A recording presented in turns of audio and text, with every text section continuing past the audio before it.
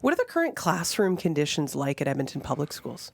Well, we're the second largest local in the province and as a big urban, we see quite a few complexities in terms of needs that students have in terms of their learning and in terms of behavior as well.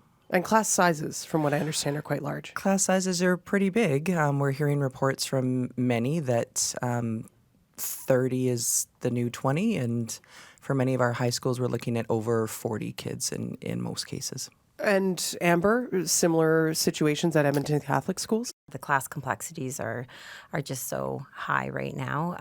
To give you an example, as an assistant principal in my school, I spent a lot of the beginning of this school year helping with toileting, medication, kids that are flight risks that will leave the building because they're dysregulated, and that's not typical in previous years. Do you think a lot of people understand that that's what's happening in schools? I don't, because teachers do such a great job of keeping that private, and the dignity of kids really matter to us. And so we don't often talk about that because we want to make sure our kids are respected and that privacy is respected. So what are some of the improvements that teachers are really looking for here out of a new deal? Well, class caps would do a really huge impact on our classrooms right now. When we're looking at 30 plus students in grade 1, there's just no way for a teacher to get to all the needs, especially all the additional needs that are currently in our classrooms. I think additional funding as well for supports. Yeah. Mm-hmm. We know right now that we're in a bit of a shortage in terms of educational assistance.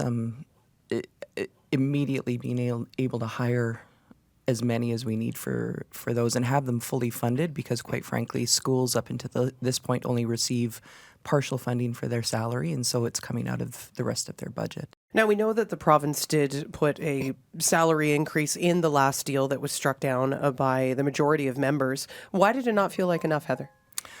I would say that for the number of years that teachers were told to do their part and take zeros, that they feel that now is the time that, especially given all of the current conditions as well as some of the things that they experienced during COVID, that there is a desire for the job that teachers do to be recognized and, quite frankly, to be fairly compensated.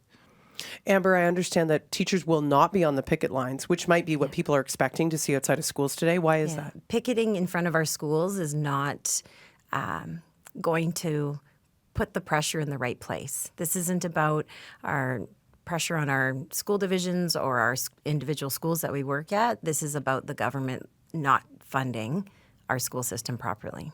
What is your message, Amber, to parents and students that might be worried about the effects of this strike? Because, of course, we have no idea how long this might last. This is hard for everyone, and we care about our students. We care about our parents and our families.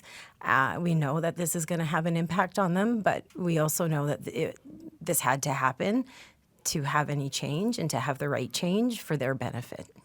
Our members don't want to be on strike. Nobody goes into that vote thinking, hey, this will be fun. They're doing it because they see the need for it, and that we've exhausted all of our other efforts to try and not only bring awareness to this, but to bring change. And public education has been underfunded for decades, I will say, but more recently, especially in the last 5 or 6 years or so, we have seen some pretty drastic cuts within education, and especially it's hit, I would say, the main 4 urban boards the hardest.